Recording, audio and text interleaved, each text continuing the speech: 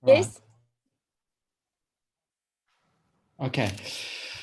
All right, everybody, let's begin. There are 20 people in the room. Welcome. Thanks for joining us. The first virtual Duiwenhoks Conservancy AGM. I certainly missed the face-to-face camaraderie of meeting in the Fruitersaal over tea and biscuits on Easter Saturday. But let's face it, this is probably easier and more convenient for a lot of people. And perhaps this is the new model, the way forward. So first of all, I'd just like to thank the committee members for their hard work and giveaway of time. So what we're doing here is this is voluntary work, and we're a strong group with lots of robust opinions, but we're all united by a common passion for the village of Vermaaklikheid and the river and the natural environment.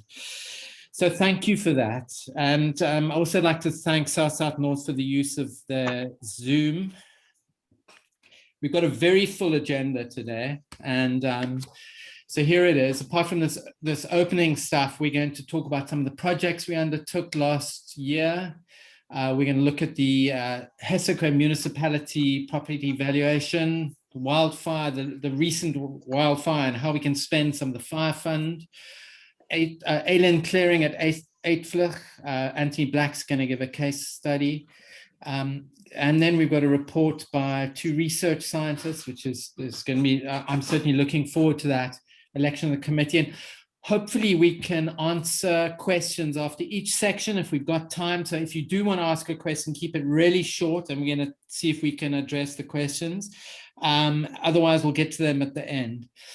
All right, so I'm going to kick on straight away to the Conservancy Constitution. I think it's quite important that we reflect on what it is we're trying to do here. What are we trying to achieve?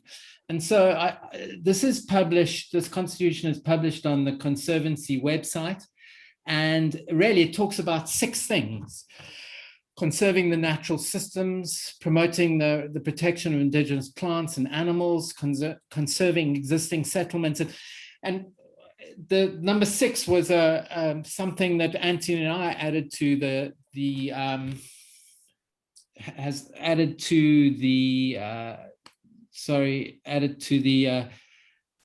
document when we started it, which was to include this working with previously disadvantaged inhabitants of the village to promote sustainable livelihoods. And I think you'll see that a lot of our projects are very squarely fit into this mandate.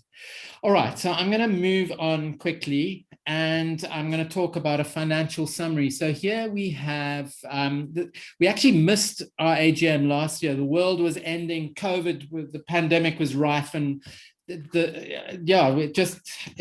went over our heads, and we didn't have an AGM. So this is 2 years of financials, and you'll see here that in the blue, we're very dependent on donations, and so please make sure that you pay your subscriptions. And also, if you have some ideas around fundraising, or you're part of a large corporate and there's a CSI budget, please engage with us. We'd love to hear from you.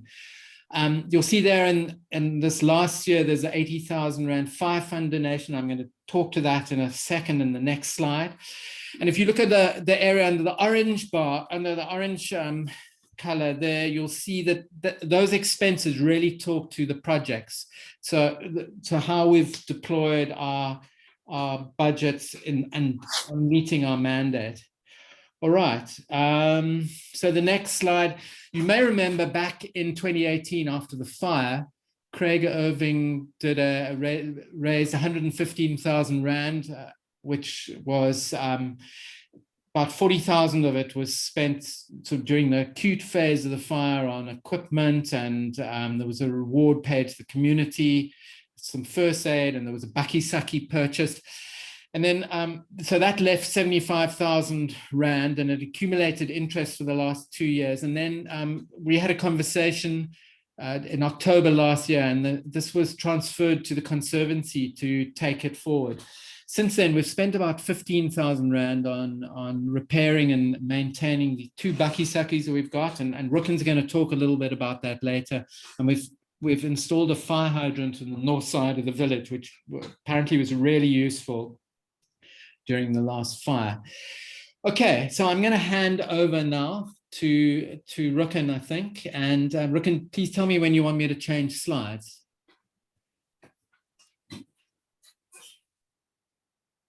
And you're on mute. So 3 projects we'll just briefly just talk about, and you can find more documentation on each of these on the Duiwenhoks website. Firstly, just to talk a little bit about the bread project, and then also 2 initiatives under community gardening, some work around Ackermans, and then also a permaculture workshop that we held during that time as well. So just next, please, John. Really, this piece, Cheslin Michaels, all thanks to him, basically got up every morning for 17 weeks, and we were able to supply 59 households with over 8,100 odd rolls, almost sort of half loaf-sized rolls, and largely delivered by Anna Philander and also Henry Charles. So lots of thanks to them for doing that. The context at the time was work had completely shut down. A lot of people were not working, and that equated to 2 loaves of bread per family of 4 during that time. We got quite a bit of feedback, which you can also see on the Duiwenhoks Conservancy site from residents. And I think it was a relatively small gesture, but people appreciated it, and it's amazing, wonderful bread. So that just quite gone well. A little picture of Anna delivering and just some of the kids there. Thank you, John. And then the second one, just to speak to, is an initiative we started. John had, or the Conservancy had already started a community garden a while ago with France. And this was a follow-on, if you like, at Ackermans. And Ines Bauer, who you can see here, and Cheslin Michael had got together and were putting together little cooperatives to start growing. Ines had about 40 years of experience and Cheslin a lot of energy, and they set out to start preparing for summer. These are some of the winter crops that Ines had planted, some cabbages. And next, John. Unfortunately, Ines died on about the 25th of September, I think it was. Let's just check. And so a lot of sort of shifting and changing happened around that process. Initially, I've just put this up because you won't find this in documentation on the site, but initially we had planned for 3 water tanks, and in the end we bought 2. They still remain part of the Conservancy's inventory, and we can use them as we want to if they're not being used. The only other thing that we did is we provided some additional labor. We had budgeted for 2 days each week for 4 months. We had budgeted for 8,000 Rand, and we ended up paying Classy an amount of 4,300. So that was wonderful for us to be able to support Classy, and that went straight to him. None of that money went either to Cheslin or to Ines earlier on. So that's an ongoing project. It shifts and changes. Some of the initial beans that Cheslin had planted were wiped out by frost. And Cheslin is now looking forward. It turned out that the site, this Ackermans really doesn't have enough water to meet the sort of larger needs. So Cheslin is also looking for a better place to continue his gardening. But that's an ongoing project. Thanks, John. Just another little picture of Cheslin's growth a little bit later. Thanks, John. And then on to the Vermaaklikheid, a community gardening initiative around permaculture. What had grown out of the initial work looking at Ackermans was this distinction between very traditional farming and kind of emerging farming practices. And so we got Alex Kruger to come and facilitate a weekend workshop with us. She's absolutely brilliant. She helped us. She gave us a very reduced rate for our program. And basically what is very practical, here we are putting together a swale bed, making sure it's absolutely level. And we also put together a mother bed, which is a demonstration of companion planting and provides a bit of a template for anybody to go and look at how they might want to set things out, but also as a place where people can go and get cuttings and plants for their own gardens. So thanks also to Conrad and Cheslin, who allowed us to use the space. This is Cheslin's space over here. But more particularly, just a big thanks to Shirley Klein Armistead for really kindly and generously funding the project. And Margot worked to help source that and to support that, but also to Guy and Conrad and Lawrence for making their space available for the Mother Garden. It's still there. It's had a great season. Lots of people have come and taken from the garden, including ourselves. Thanks also to people further afield, people like Peter Tuckies, who gave us manure. And then lastly, our delegates. It was wonderful cross-section of our community getting together to work on something we all loved and were interested in. So it was great fun. Thanks, John. Just a little picture of us preparing a swale bed that included millies and some marrows and some other indigenous plants. Next, John. This is the mother garden being dug in. Very thick planting, shade planting, wind protection, multi-crop.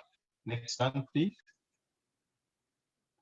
And then lastly, what was lovely as at the end of the program is all the delegates got a little certificate. There's very little theory, maybe 1 or 2 hours of kind of background theory, and the rest is just hard graft.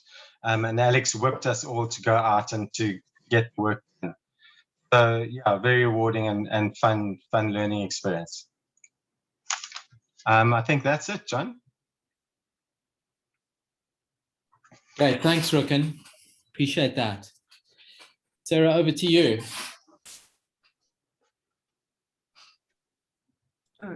This is, hi everyone. This is just a little update on what's been happening with the Hesekwa municipality and the property valuations. You may remember that at the last AGM, we did talk about trying to investigate having a heritage overlay for Vermaaklikheid. We haven't made much progress on that, partly because of COVID, but the whole idea of having an active architectural subcommittee or subgroup in the Duiwenhoks committee really needs to be invigorated, and its old role that where it used to work closely with the Hesekwa municipality to really advise on new development in Vermaaklikheid does need to be re-enlivened. Okay, so just all valuations only happen about every 7 years. So if your property value has increased significantly, don't be surprised. The last ones were done for this year were done by the Southern Cape Waardeerders on contract to Hesekwa. And they use existing property or current property sales to establish what the values of properties are. So, and various other things, but that's their main thing, is like how much our property is being sold for. There are different ratings formulae for properties. So some properties are either farm agric or farm residential. Farm residential is quite a lot higher than farm agricultural. Your objections had to be in by the 28th of January. On the 15th of April, so next month, the Hesekwa municipality will notify all the objectors of the outcomes. You have 30 days to appeal, and those appeals will be heard in August. The new rates will be implemented on the 1st of July this year. Okay, that's it. Any questions? Thanks, Sarah. Is there any way we can get notification prior to the next one? Or does Hesekwa warn us? Yeah, so Hesekwa always sends out a property valuations form to each property owner and notifies them of what the new value is going to be. So all property owners should have received, I mean, I don't know if they did, but we certainly received a notification of the new property valuations. Okay, thank you.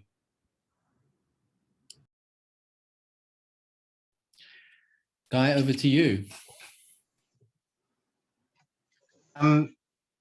So just by way of introduction, I've just asked Guy to give us a short, a little bit of insight into what his experience has been as a result of the fire, just to provide some context for us to talk a little bit about a fire strategy. Thanks, Rocky. Sorry, I just had to plug in my computer here. Hi everyone. So you all heard about the fire. I think it was about a month ago. I can't remember the specific date. The fire started in the morning sometime of that day and was reported sometime around the midday. People in the area were woodcutters, subcontractors to Shelton, who's working on John Marshall's land and supplying wood to Carl Zealy. So the fire was sort of, I suppose, it's quite big in the sense that, I mean, you can see from the picture there that sort of, double-story flames, strong wind coming from the south, so the fire was blowing towards PD Rall. AB phoned him and said the fire, he just said, let the fire burn towards him, he'll repair his fences. At some point, I think it might have been Margot who reported the fire to Eden Fire Department. The Shelton, who subcontracted the other cutters, was taking lunch in Riversdale and wasn't around that day. So the fire department arrived, I think, sometime in the early afternoon. Shortly thereafter, they called in helicopter support, which was a helicopter from a newly established base in Still Bay. One does wonder whether, if in 1,000 years, they would have flown from George for this little fire, which you could see from the top of your bakkie. Anyway, they sent a spotter plane as well. The fire was mainly put out on the first day, I think. But it, as we know from our past experience, the fire sort of came back the next day, and we put it out again and again and again, and that sort of went on for about a week. Nothing too dramatic, just flames and looking threatening. The fire department was here at some point, and I think 3 of the days at various times, particularly the first day, obviously. And I think what sort of interests us is that in short, they want us to pay for their firefighting on our land, which amounts to quite hundreds of thousands of rand, I'd say. 25,000 rand an hour, the minimum 20 hours plus 45,000 rand an hour for the plane, for the helicopter, 5,000 for the plane. It seems to be, according to Charles Wade, the person responsible for, normally the person responsible for compensating the fire department for fighting a fire in your land is the one where the fire started. So at this point, we're not. It's not quite sure. I was contacted by the fire department, and I sort of said, well, look, there were woodcutters up there. They were working on our property and in our property, sort of illegally. They were working for my good neighbor Marshall, and I believe either they started the fire or it was the fairy godmother. So, I mean, or I don't know. It's quite so. There's some sort of moot point out there about started. Anyway, I think what concerns us is that this is a potentially ruinous situation one could find oneself in if there's a big fire. And, we're responsible for paying the fire department for fighting a fire for a week. That for a single farmer or a single resident would be kind of ruinous. So I think that's thanks. That's what I can add. Is there any questions about that?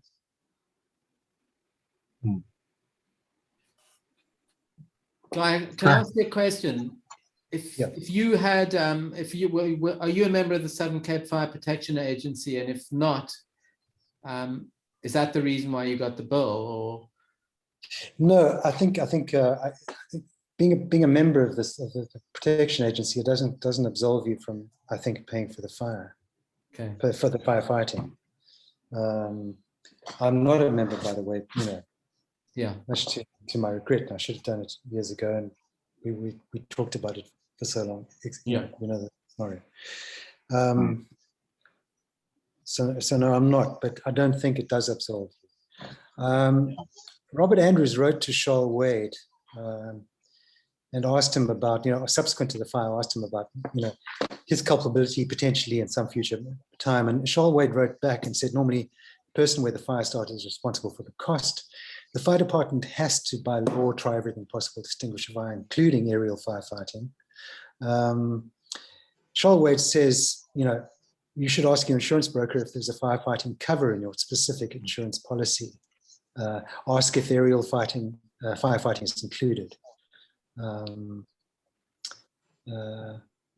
So it would seem that one's not covered, even if you're a member of the agency. Thanks, Guy. So thanks for alerting us to this situation. Sure. So guys, so I think the context is we're going, like Australia, like America, we're going into a regular cycle of fire seasons. It seems inevitable, and I think that's what we're still looking to try and do is put together a decent fire strategy. And I think part of the purpose will be obviously to protect people firstly and property and limit liability. But we're not firemen. Sorry, John, if you can just go back there. Just go back. Well, stay there. It's fine. I think the point is we're not trying to be firemen. We're trying to be first responders. There were some comments about buckies driving and not, attending to the fire immediately and waiting for larger tenders to come. And obviously the fire grows and becomes more urgent and important. So first responders that can also deal with flare-ups after the fact, because by that time the fire department's gone and these little flares come up. But it seems like, given the current context, also to provide observers and recorders, where the fire department isn't doing what they should do, or is negligent, or is not careful, we almost need to provide some way to be able to offer landowners an opportunity to say, but hang on a second, you didn't really do what you needed to do, or it wasn't really necessary, or whatever the piece might be. So I think the intention is to offer an immediate response, to be able to offer multiple filling points, to be able to have the equipment to deal with flare-ups, and some way to be able to offer community support to people like Guy, who really, had the wind been blowing a different way, would have blown immediately onto the village, and it would have been all of our problem. So this 8-vlug water point that John's just showing here at the moment is one of the first responses to that, and luckily that had been put in place a little bit earlier by John, and that work was done beautifully by Pete and Conrad.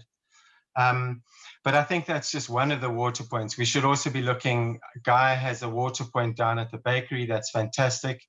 But the other thing is, after this recent fire, we need to have another water point and some response up on the Kop. Because if we're wanting to protect people and property and whatever, that's a large cluster of homes and houses and people and stuff like that. So our strategy needs to take some of those kind of different areas in place. These are the two suckies that we've got at the moment. Many thanks to Conrad for many hours of working with them and trying to get them serviceable, etc. But at the end of the day, they're sort of an ad hoc cobbled together solution. Next, please, John. Another little picture of the pump house that Pete's and Conrad put up on Eidvlug. Thanks very much, Eidvlug, for making that available and possible. Next one, please, John. So this just gives you an insight of our current state of our, equipment. Conrad, recovered it from down in crevices and valleys. This is a pump that's full of rocks. He's done a lot to fix it and repair it. It certainly hasn't been stress tested, so I couldn't say, how long it might last. We found in the last fire that, there are issues that come up with the water point. The fire department misused the pump and didn't turn it off, so it was damaged in the process. But our equipment is a bit ropey. Next, John. We've currently been getting some prices to be able to put this bakkie sakkie on a trailer. Lots of debate about a trailer or a truck or whatever, but at the end of the day, we probably need something that's got water in it, that's got a pump on it, that's ready to go immediately, whether it's to save some houses on the Kop. Having spoken to Patrick around the Kop, if there'd been a trailer there, the community would have pulled it into place and would have used it.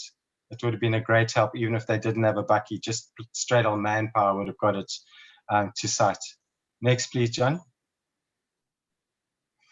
So I think just in finishing there, the type of equipment that we're looking at, and we still need a strategy, is to have the different water points in place. And we've got 2 of the 3 that I think we might need to finish up with the trailer and bakkie sakkie, to purchase some backpacks that allow people to go out and deal with the flare-ups, the little fires that start after the fact, and maybe some kind of a water truck or in support of that, because it's pointless having the backpacks up at site, but there's 20 liters have been used already.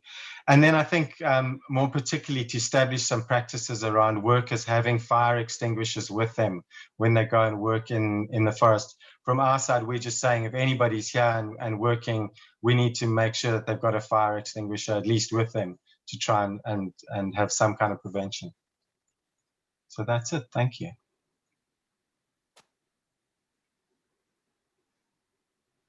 Thanks, Ricken. Okay. I'd like to hand over to Anthony. Anthony Black. Thanks, John, and afternoon, everyone. So I've been going to Eidvlug and Vermaaklikheid for over 30 years, and at Eidvlug we had this continuous problem of the rooikrans infestation, just gradually getting worse. We did a little bit of hacking here and there, but basically it seemed an insurmountable problem. So then October 2018, the massive fire, the scale of the inferno, you can see there's a wind pump on the right side. It just shows the scale of these fireballs that were happening in this rooikrans forest.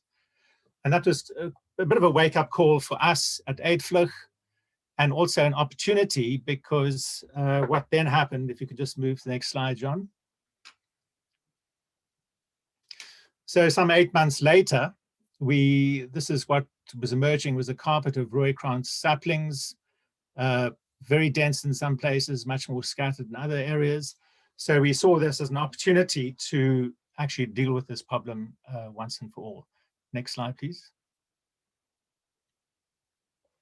So what we did was to recruit Anna Philander and her team. It was quite sobering to me that she was able to bring together a team of about 10 people in a day or two. It just shows you the scale of kind of unemployment in the village. And they worked for periods of up to 2 weeks, pulling out the saplings. So I think the question that arises really, if one's dealing with this problem, is firstly, what methods are you going to use and what's it going to cost? And I think clearly, if you're dealing with a sapling stage, that's going to be the easiest and cheapest. If you let it grow until kind of you've got mid-sized trees which have to be cut and shredded, or even worse, if it grows to some mature stage where you've got to use chainsaws and a chipper, at least then you do have the benefit of the wood, which can offset some of the costs. But basically, your costs are escalating each time. I spoke to Charles Wade about this, and I mean, look, estimating the cost is really difficult because you're talking about what is the density of the trees, what's the density of the saplings. So he estimates, however, that it would be about 3,000 per hectare for pulling saplings. It then escalates to about 10,000 per hectare if you've got mid-sized trees, and up to maybe 20,000 per hectare or even more if you're dealing with full-sized mature trees. So again, these are estimates. This is based on kind of 80% coverage. At Eidvlug, we've spent about 130,000 dealing with 50 to 60 hectares. So that works out at about 2,000 to 3,000 Rand per hectare, but it's very difficult to kind of actually put a cost to this because some of those areas were very sparsely populated with roycrans, some were quite dense, as we see here, and that also included a bit of cutting of mature trees.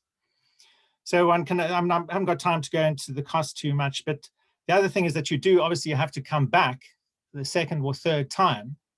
But I was chatting to Chris Giffard yesterday, in fact, and I agree with his estimate that the second time round is about 15%. The third time is going to be probably about 4% of the original labor required. And then after that, you're just in a kind of maintenance mode. But really, the cost thing is pretty complicated. But I mean, and then of course you can use herbicides and controlled burns as well, are other methods of getting rid of this infestation.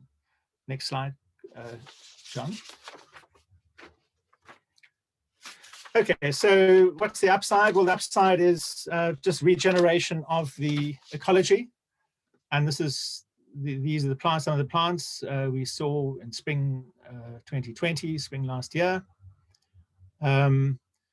Animals returning, regeneration of the water systems. I think that's going to take a while, but certainly the data all in other areas shows that will be quite substantial.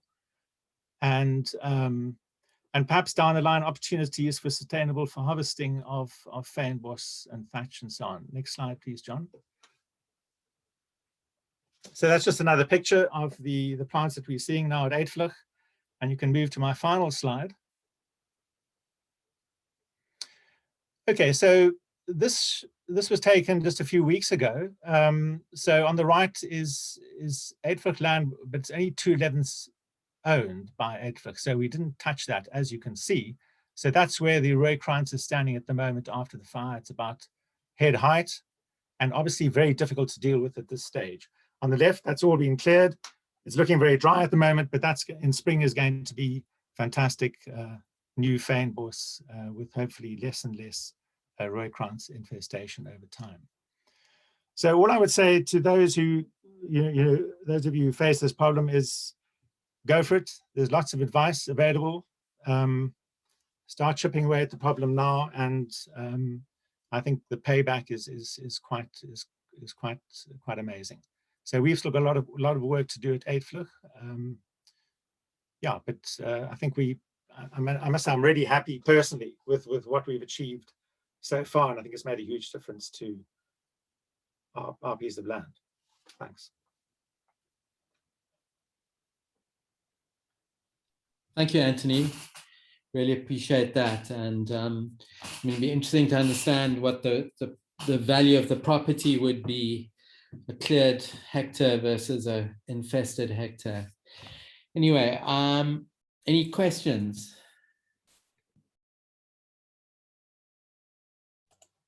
All right.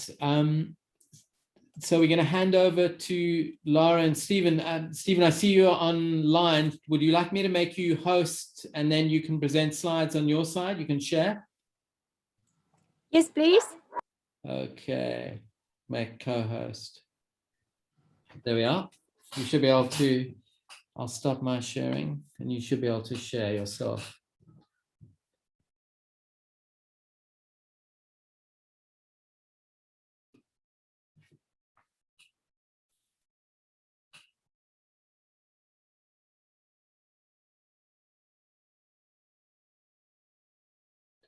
Is that working for you? Sorry, I'm trying. Okay. Oh, let's just see. shall I hang on a sec? I'm going to make you. Is that Laura? It's Okay, still Laura, saying I'm host gonna make you. disabled participates screen sharing. Okay, there we are. You should be able to do it now.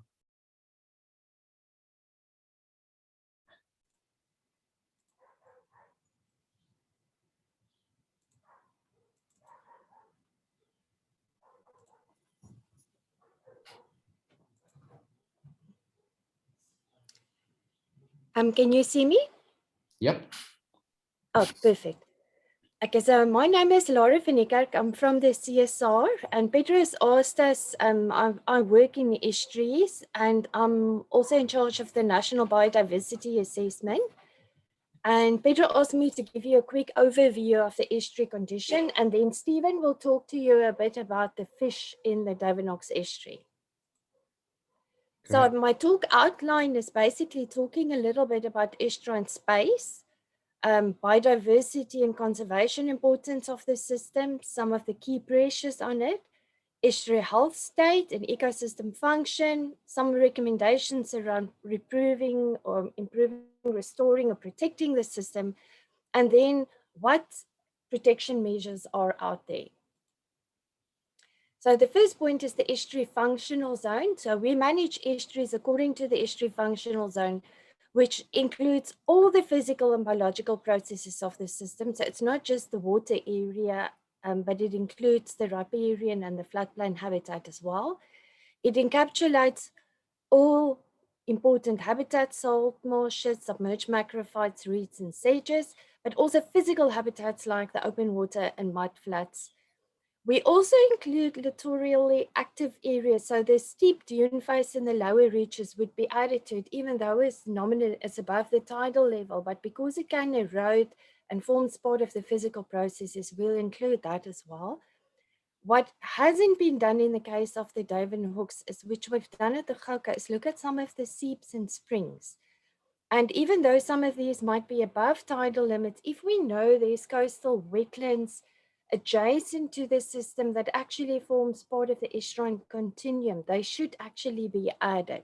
So if there's significant input like that, you can highlight it and ask me to add it, because I generally drive the determination of the estuary functional zone.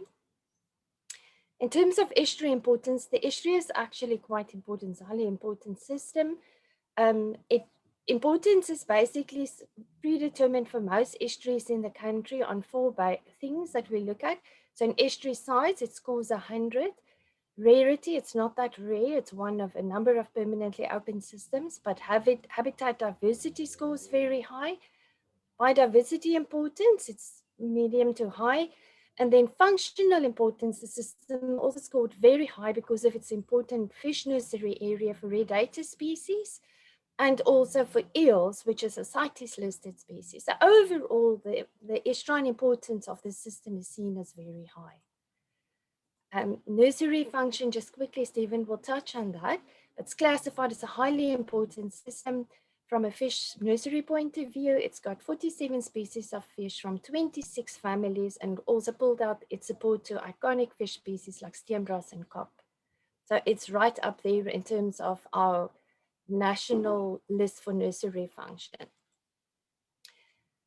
Key pressures on the system, and we'll distribute this talk afterwards because I'm going quite fast because I've discovered that Stephen's got a huge number of slides.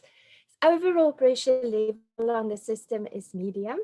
We are concerned with flow reduction in the system. It's gone from 89 to 73 million mean annual runoff, which is only an 80% reduction, but the bulk of that 18% has come out of the base flows.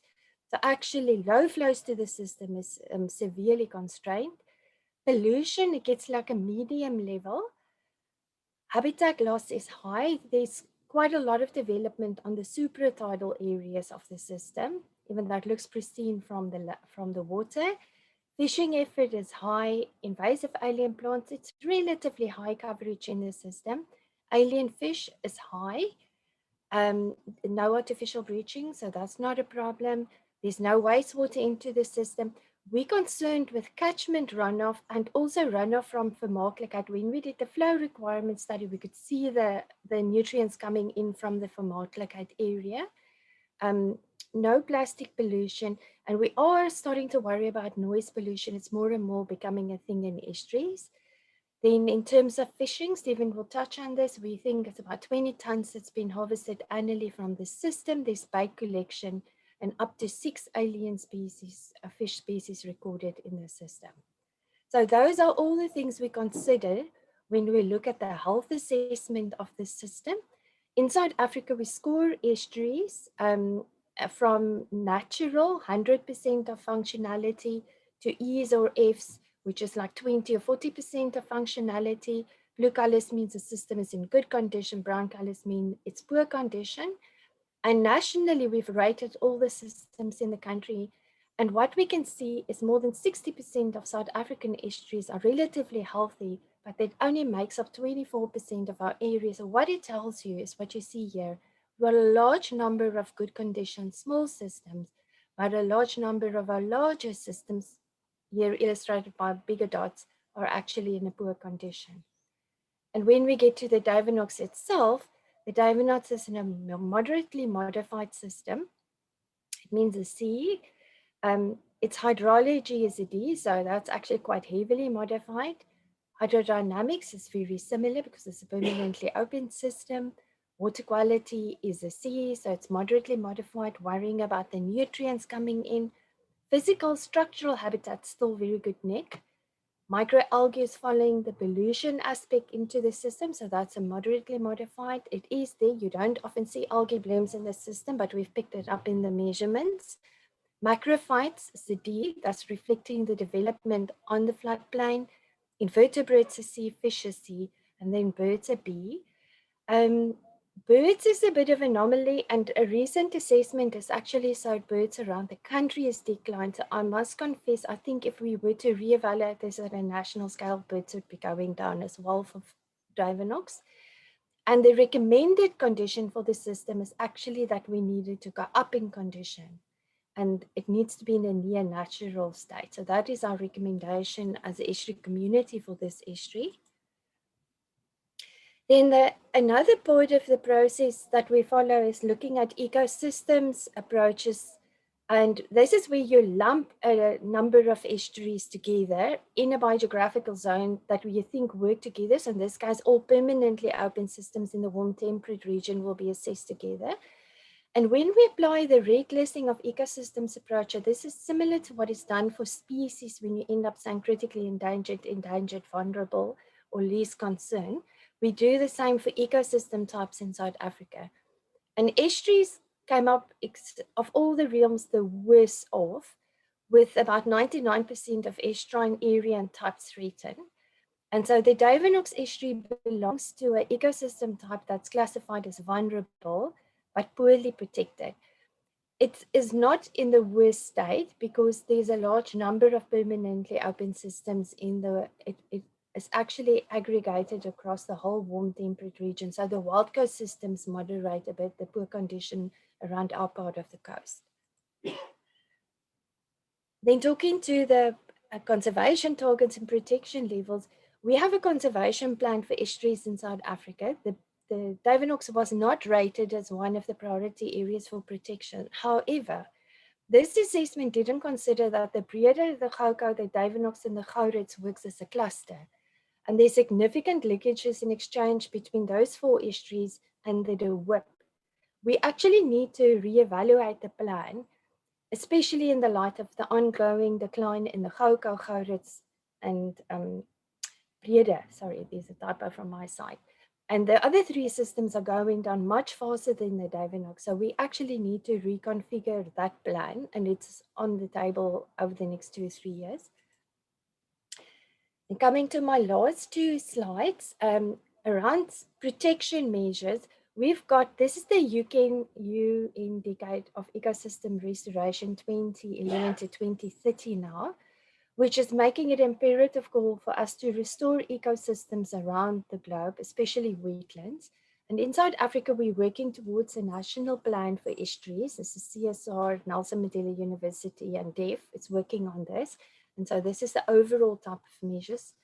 But for the Duiwenhoks specifically, our measures that we've recommended is that we need to increase the base flows in the system, which involves the restoration of those peatlands upstream of the system, because it will allow us to have a more steady state flow into the estuary. We also need to look at managing and reducing the drainage into the floodplain and improving the river water quality. So we're worrying about the nutrients coming in from the side at Vermaaklikheid and from the river. We need to restore about 10% of degraded estuarine riparian area and remove alien vegetation. There's a need to control and reduce fishing efforts and improve compliance on the system. There's a need for alien control program. And then there was also from Jane Turpie highlighted that there's a large number of Egyptian geese in the area and that they're very aggressive towards your water birds. And in the case of those 4 estuaries, there's actually a need for a regional control program to look at Egyptian geese, because there's a concern that they're actually chasing away some of the estuarine associated bird species. And then finally, in terms, I said, and this is maybe more to remind you of future plans you have, the basket of protection measures for estuaries is a combination of current management activities and increasing protection levels. And so in the management activities is development in the functional zone, the estuary management planning process, which is already ongoing here, flow requirements, which happen through the classification, boating restrictions, which you have, compliance management, and municipal coastal management programs and IDPs, which is also ongoing in Hesekwa. So you can actually tick all of those measures off. Then coming to protection levels, we've got marine protected areas and official reserves, which is maybe not as relevant in this system. But then you have also options of no-take zones, closed seasons, the night ban on fishing, and stewardship programs to Cape Nature, Ramsar sites, which I don't think is really an option here, important bird areas, ecological or biologically significant areas, EPSAs, and critical biodiversity areas and ecological support areas. So I think the 2 that I've highlighted there in yellow, looking at closed areas or zonation, night ban on fishing, stewardship programs, and potentially I will also be offline exploring with Zanbi for this region, looking at critical biodiversity areas and ecological support areas, which also then highlights things like your salt marshes and other important habitats. And I thought I should just do a little blurb. If you want to go and find out more, there was the National Biodiversity Assessment 2018, which captures quite a lot of the more overarching thinking. And then there's an individual report that's linked to this as well with some detail behind that. And it was a very fast presentation. So if anybody needs to know a little bit more, you're welcome to contact me, just not in the next 4 days until year end at the CSR. Thank you very much.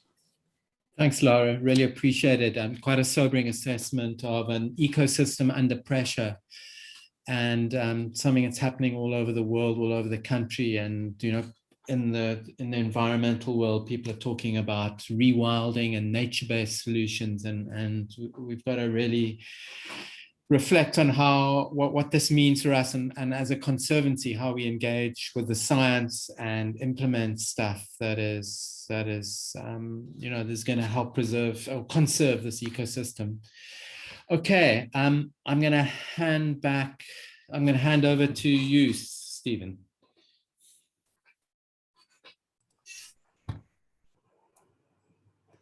Okay, can I see this? Hello?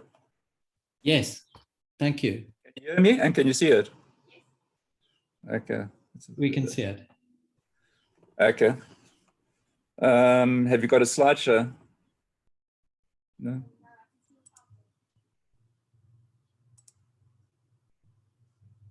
Okay.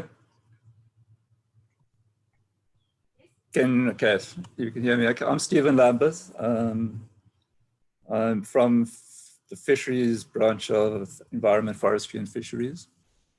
We've been working on the Duiwenhoks, we'll be sampling the Duiwenhoks since 2003. And what we've been doing has been part of our estuarine surveys around the coast. We've currently got more than 40 systems, most of them on the south coast and on the west coast.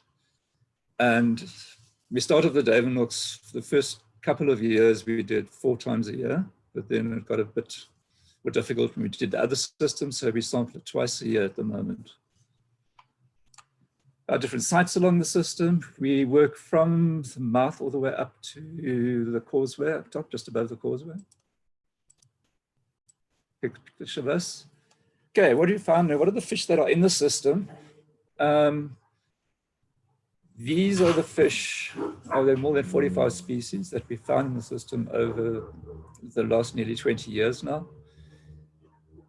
They're grouped here into the different estuarine-dependent categories, which was actually developed by Alan Whitfield from SIA.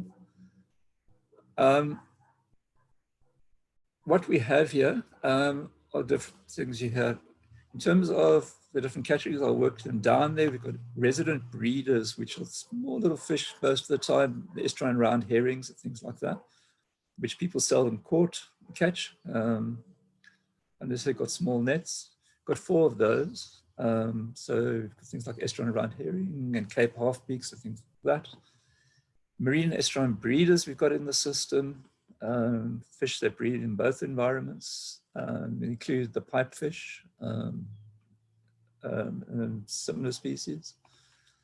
The most important of these categories that we do have are the obligate estuarine-dependent species. And in this category, we have 10 in the Duiwenhoks, and it's a very important nursery area. And amongst them are white sternbras, dusky cob, Cape stumpnose, leofus, and that. So it's 10 of them in the system.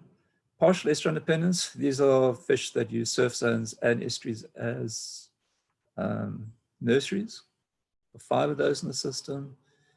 Marine opportunists, these are the mullet and dominated by the harders, Chelon reticuli, but also other mullets, groovy mullets and things like that.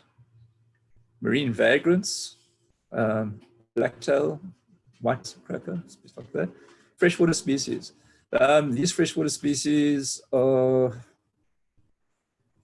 2 indigenous species, or 3 indigenous species here. Cape Kerper, Cape Galaxius, and the redfin minnows. And then the catadromous species. There's three of the catadromous eels in the system. The African longfin eel, and then as well as the African mottled eel and the Mozambique Madagascar mottled eel. Their distribution within the system. Now we divide the system up into different areas, or different salinity categories, and those are on the top there. The salinity categories we have is the salinities greater than 30 parts per thousand, so close to seawater, the 20 to 30 parts per thousand salinity, the 10 to 20, and then the less than 10. Then we've got the different categories here, and there's the percentage of each of those categories in those different salinity zones. Well, for the resident breeders, they have got the affinity for the less than 10 parts per thousand. Marine and estuarine breeders, up in the 20 to 0 in the upper reaches of the system. Your obligate estuarine dependence is a very interesting one. They're all rammed up there in the less than 10 parts per thousand salinities. And then your partial estuarine dependence, we're happy everywhere. They're spread throughout the system. Your marine opportunists, predominantly marine species, they want the salt water. They're in the lower reaches down here in the greater than 30 parts per thousand. Marine vagrants, the same thing right down in the bottom. And then obviously your freshwater species, catadromous species, we get them there in the less than 10 parts per thousand on the way up. What has happened in the system with the current state in terms of reduced flows over the years is that 0 to 10 parts per thousand stretch of the stream has shrunk upstream. So we've got much less of estuarine area and estuarine volume in that less than 10 parts per thousand. The fish health score at the moment, and this is what from fairly recent environmental water requirements for the system. terms of species richness, we came with a score of 89. Most of this influenced by the presence of 4 alien or translocated freshwater species in the estuary. But that was kind of counteracted by the appearance of other fish like redigobius, the Czech goby redigobius, and some other gobius fish into the system that had not been there before. And we have quite compelling evidence for range expansion of these species into the Duiwenhoks and other south coast estuaries. And it's most likely climate change related. Abundance. We now trying about score at a 70. It's been a increase in abundance of your small body species and juvenile fish and small fish. So that's essentially a 30% increase in abundance. But in terms of the large piscivorous fish, and this is a countrywide problem and is almost exclusively related to fishing, there's 60 to 90% reduction in piscivorous fish in the Duiwenhoks and estuaries, all other estuaries around the country. It's a population stock problem as opposed to an individual estuary problem most of the time. But anyway, we've got a score of 70 for that. Community composition. As I said, your REI zone, we've got here REI fish confined to upper reaches. That's REI fish, or the fish that are confined to the less than 10 parts per thousand in the system. They're now crammed into the shrunken upper reaches. There has been an increase in abundance of the smaller body fish, filter feeders, the chital and benthic diatom feeders. And at least some of this can be attributed to the decline in the large piscivorous predators that would have eaten them. So that score was 70. But overall, our fish health score is 70%, of which 60% of the impact is non-flow related, mostly fishing. Right, now I'm just going to go into, I'm going to focus on dusky cob and focus on spotted grunter. And this is the work we'll be doing in the Duiwenhoks and throughout the country through the range of these species. In terms of the work on dusky cob, what we're doing at the moment, we're looking at sound and soniferous fish. So dusky cob and spotted grunter are very vocal fish. They use sound in hunting, in courtship, communication, something like that. We've got acoustic telemetry work, the tags, fish tags, acoustic telemetries, various systems around the coast, and there's a national program for that as well. We've got recreational small-scale fisheries monitoring, altered freshwater flow work, especially various flow requirement studies, genetic work looking at cob-affected population sizes and looking at hybridization, the incidence of hybridization. Right. In South Africa, we've got 4 cob species. The 2 we are concerned here in the Southern Cape are your dusky cob and your silver cob. Until recently, the dusky cob was from False Bay all the way to India, across to Australia. But the most recent genetics work has, now we've got, it is an exclusively South African species and is now confined to False Bay to Cozy Bay. It's an endemic species and it's in trouble. Its current stock status, it's less than 3% of its pristine breeding potential. So we can be in a bit of trouble. And it's just been put onto the ICN red list as critical. The silver cob from South African coast, from Namibia to southern Transkei, it's also in a bad way, not as critical as dusky cob, and that's at 12%. Right, now I'm going to go straight into sound, and then I'm going to come back later to the sound after this. Now, this is just to start off with, this is a sound, basically sonogram from Gielbeck. And in terms of how they use sound in courtship and spawning. This top one here, you can see they start off their courtship with these various pulse trains, these different types of pulse trains in terms of courting the males, courting the females. When they initiate spawning, they go into these drum rolls and these studs. During spawning comes just this big hum, the spawning chant, and then they finish off their spawning with a hydrodynamic boom. And this is a sequence over a space of about half an hour in terms of this one here. Okay, then once we looked at those, and so we started doing some work on dusky cob, but we first started in the Two Oceans Aquarium and the Research Aquarium Sea Point. We recorded dusky cob during events at the Two Oceans Aquarium and during non-event nights. And we also did some nasty things to them. We played their own recordings back to them. In event calls, in event nights, we had 63 calls per fish. In the non-event nights, we had 31 calls per fish. We played back the calls to the cob. Then we've got 242 calls per fish.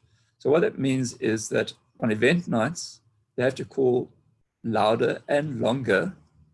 If you look on the right-hand side there, they have to call louder and longer to be overheard amongst the speeches and the music and everything else in that system with the background noise. If you play it back to them, they got very upset because they're getting antagonized by with his cob shouting at them. The whole thing is that the cob call louder and longer to overcome the masking effects of the anthropogenic sound. I'm just going to click on this, and I hope you can hear it. This is the clip from, do you hear it?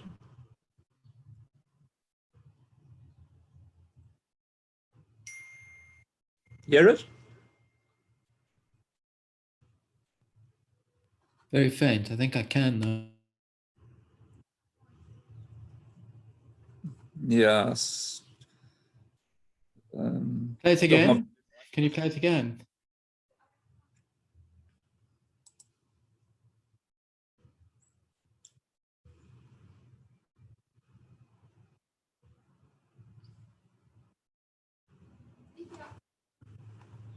Yeah, I'll post it onto the chat.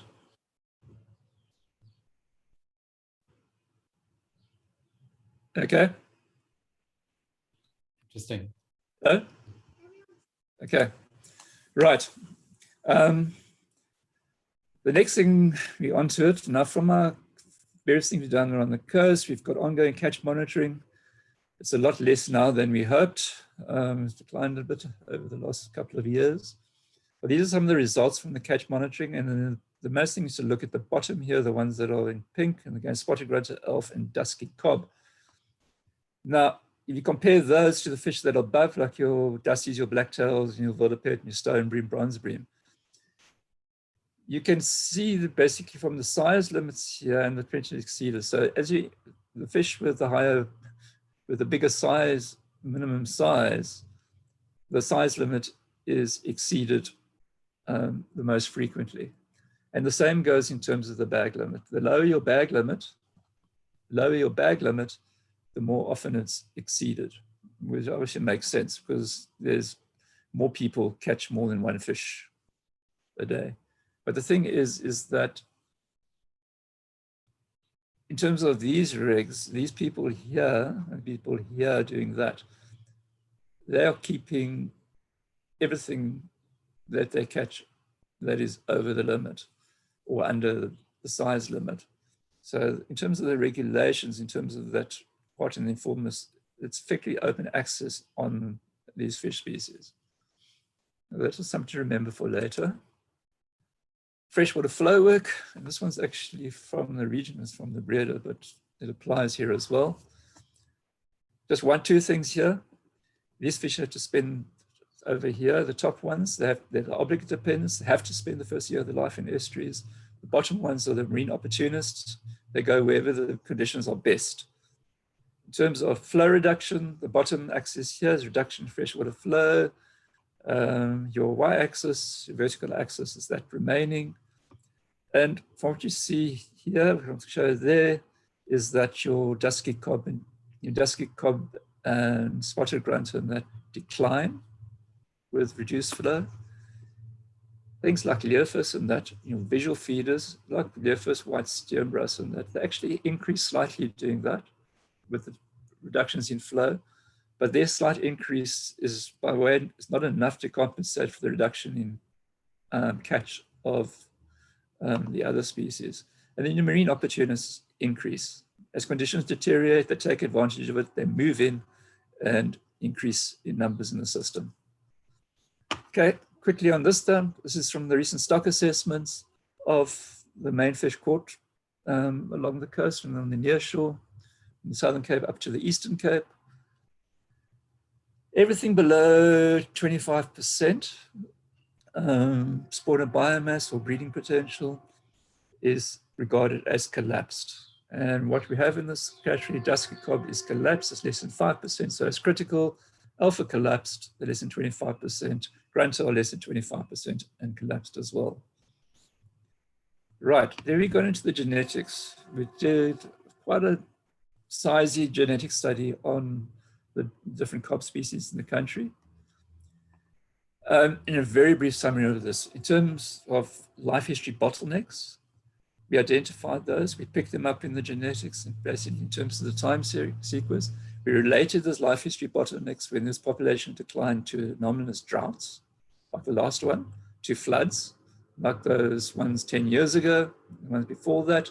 You get 100-year floods coming through, especially after a drought, and then changes in fishing effort. We could identify the changes in fishing effort along the coast, and one of the most substantial ones actually which sparked a decline and in genetic diversity of dusky cob on the south coast was when the off-road vehicle prohibition came in to play in the early 2000s. And what happened is people got off the beaches, well, some people got off the beaches, and the fishing effort in estuaries increased because the estuaries are basically coastal node access areas. So the fishing effort directed at dusky cob increased throughout most of the country. The effective population size. Now, this effective population size is a measure of successful breeders in any one year. Countrywide, it's less than 500 in most years now. On the south coast, they left less than 50 individuals or less than 50 pairs that actually get it together to spawn on the south coast. Less cob on the south managed to breed on the south coast. They probably managed to breed in Vermaaklikheid in any year. And that's the current situation. And then the other thing we've picked up with hybridization. Now the hybridization that we picked up is no hybridization between the dusky cob and the square-tail cob in the coast.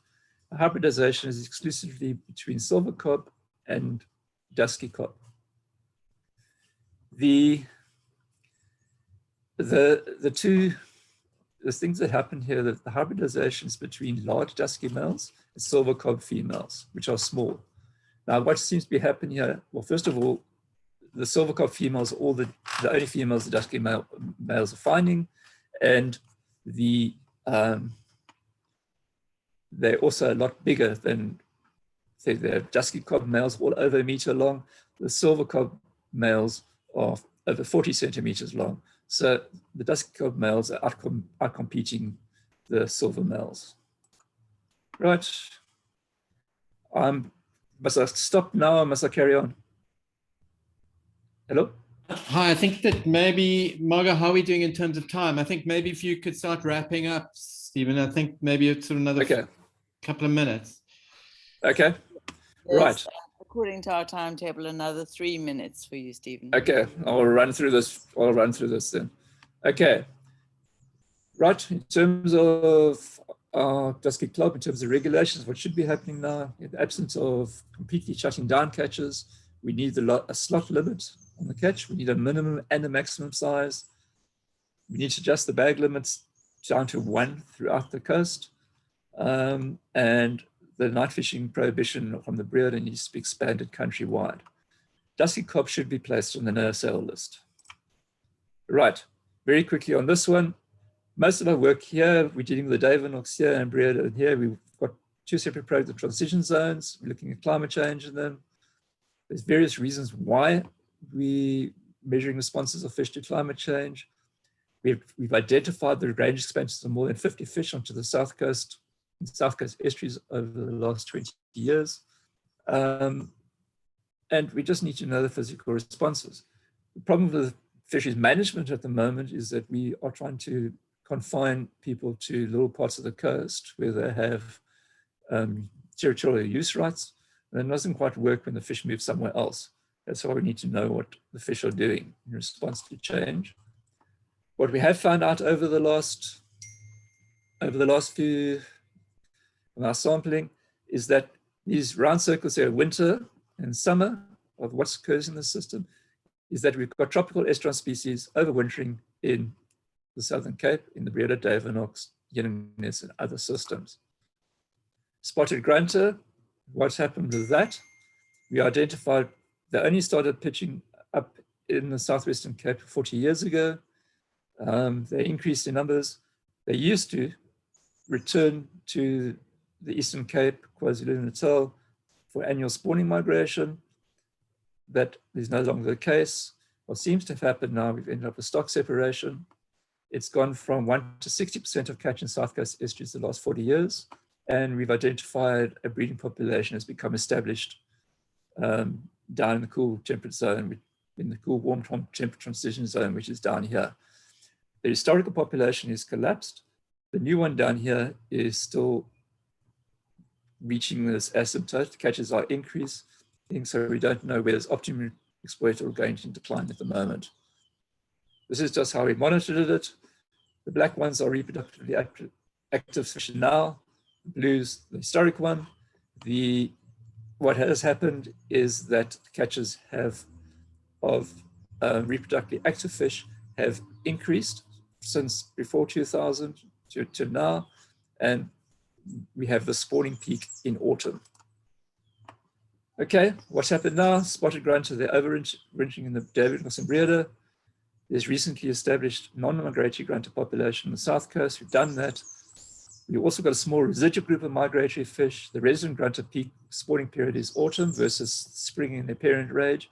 And what we're doing now is next, there's a PhD student we've got, Vivian Kutsia. We're looking at stock delineation, identification of spotted grunter using regional differences in the earstone shape. We're looking at genetics, and we're actually looking at dialect and fish sound. And at the moment, we've got it down, and she's got it down to identifying individual grunter from the spot patterns, just like in human figure patterns. But that's the way we're going at the moment, and I'm done. Thank you. Thank you for a really interesting presentation, Stephen and Lara. I really appreciate the time, and it's great to hear what the science is where your research is going, but also quite alarming in terms of the changes that are happening in our estuary. And it'd be good to circle back outside of this forum maybe and understand, you know, what are the things that we could do to promote the health of the estuary. But I think that we'll reach out at another time. Are there any questions from any of the fishermen on this group?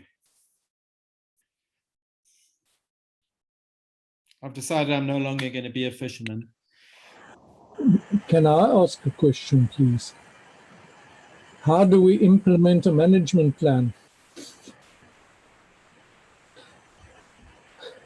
Yep, good question. Who is that question for? Laura? It's supposed to be a collaborative effort. So I know that the province has been interacting with the municipality. So it's a multi-level thing, because one of the things is like you have to get the municipalities to stop approving developments. Another part would be to work with homeowners around the way they use the areas. I would hate to see the Duiwenhoks salt marshes go the same way as we've seen happened at Stilbay or Kleinbrak, where it's just an absolute mess. In terms of what you were talking about, the alien removals earlier, that's exactly what helps in terms of having a restoration effort going. In the small, you're not going to end up being the priority area. So what is happening in places like the Breed and others is that they're reaching out to Janine Adams at Nelson Mandela University or to the CSR specifically to see if there's anything that could be done by riparian owners. But it's also around accepting natural processes and putting like pressure on adjacent landowners, because in Gauka, for argument's sake, where they end up putting in Lofstein walls, all you do is moving that energy further up and causing bank erosion on your neighbor's property. So it is a literally a multi-effort, multi-level thing, and also to engage with the estuary management processes and put pressure on the province and the municipality. In the country at the moment, after the Abbott judgment, a lot of the municipalities took a step back. So while Hisakawa used to be incredibly involved with estuarine management, they took a bit of a step back to see if some of those responsibilities might not end up going to the province. So unless one actually, as a ratepayer in a municipality, engage with your municipalities and make it clear that you want them to engage with environmental management, they're not necessarily going to do it. But I also know in the province, they're working towards forming relationships with the management authorities. The thing is that Duiwenhoks is quite far out. So it will be a combination of private partnerships and some of your key authorities. But the way the legislation is going at the moment, and also because they can't hold an NGO responsible for bad decision making, you're still going to have to run it through one of the municipal authorities. Sorry, that was like a long answer. Thanks, Laura. Marg, I think we need to move on with our agenda, and so I'm going to hand over to you. Sure. Can you put the screen back on, John, please? May I please be excused? Sure. Thanks so much, Lara, for your help, for your presentation. Really interesting. Perfect. Thank you. Bye. Bye.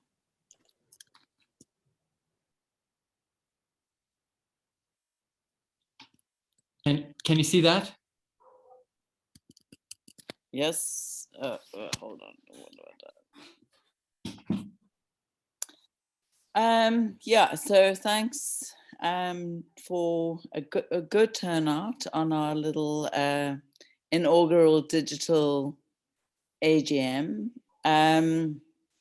What we want to do now is just go through the committee and elect some new members, and so here we have the names of all the people who've been involved in the committee.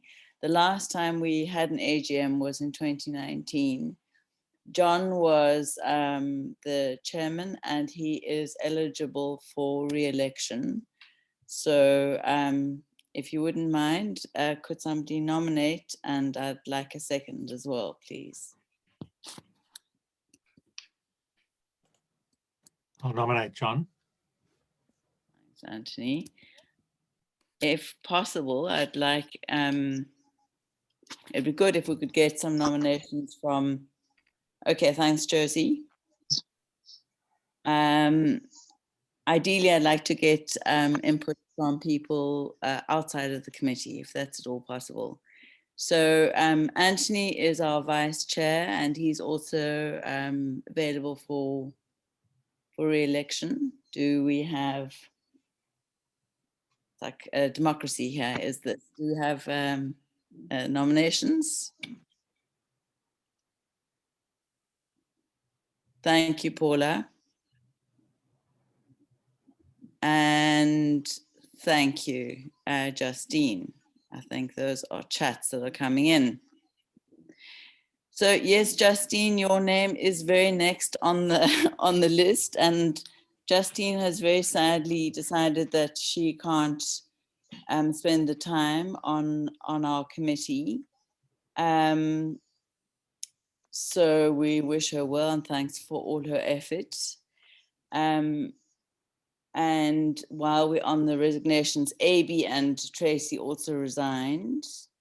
So now it's open to the forum for committee members. Please could you nominate and second some committee members? Everyone else there, Margot, Rucken and Sarah, are all up for re-election if there is the interest and energy around that. I nominate you, Margot. Thanks, John. Is there anyone else who could? Okay, no seconds. That's fine. Yeah. I second that. Yeah, I also second that. I'm just doing on the chat. I don't know where it's just better. Thank you. Thank you. Okay, then another committee member. Chat is fine, or unmute and nominate. Is there a way for us to find out who else in this particular quorum at the moment might be interested in standing? Hold on a moment, Rucken. You've been nominated and seconded. Thank you very much. Sheila and Josie and Alan.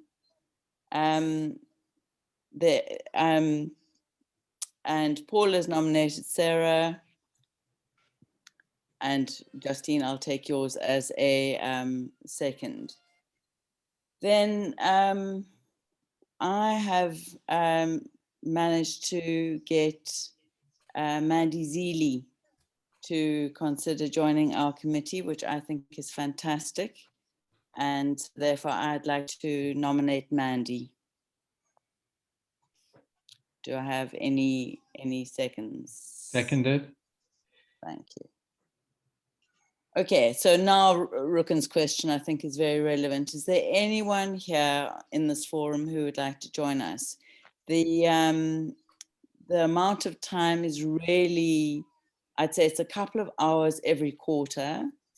And yeah, so it's not a huge onus on time, but certainly it is, I found it really, Josie, come Josie, give it a go. You know, what I'd really like to suggest is that we need to have an effective team of people who are willing to do work and actually get things done. And so we sort of want to keep an ideal size. So I'd like to say then our team is John is chair, Anthony's vice.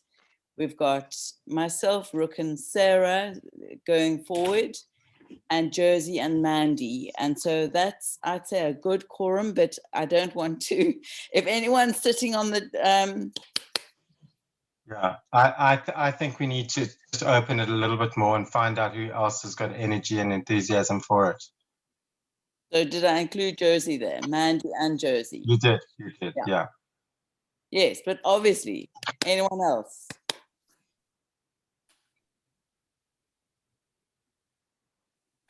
The other thing maybe to make it a little bit more open is that if you want to contact any of us on the committee and find out what's involved and what you could do, then you are welcome to do that following this AGM. I'm aware of our time. We've got 5 more minutes now at the end for questions.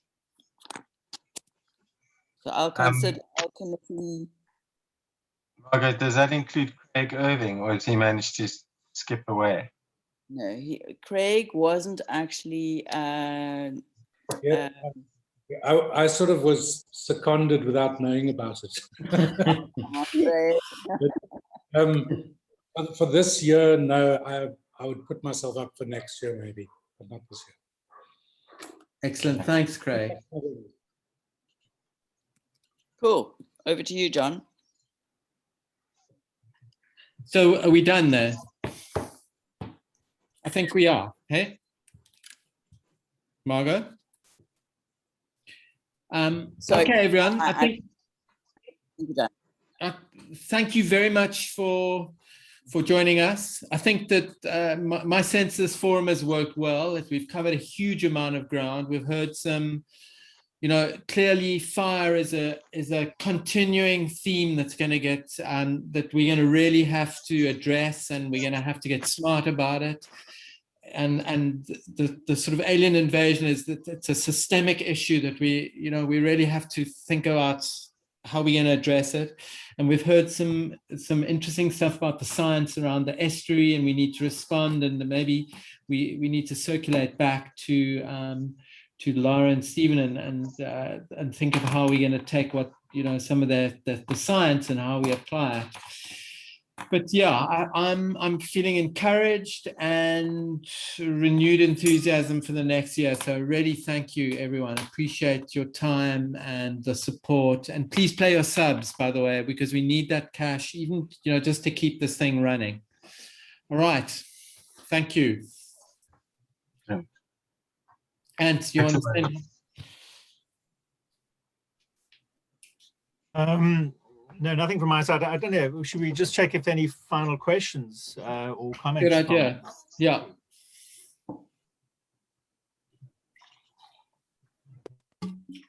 Actually ahead of time, which is great. Yeah. Yeah, I mean, I also second the thanks from Mike. It's been great working on the committee, but just thanks for particularly a great meeting, I thought. But I also thought it was there were a lot of indications in both those presentations of really interesting things one could focus around, which I think is helpful, because I think it's not always, we don't always know what to think, that there were really pointers or suggestions in both the presentations. So thank you. Thanks, Justine, and we'll miss you. I will miss you too. Okay. It's 2 minutes to go, and I think we can call this meeting over. Thanks, everyone. Have a good rest of your day. Thank you, everybody. Thank you. Yes, fine.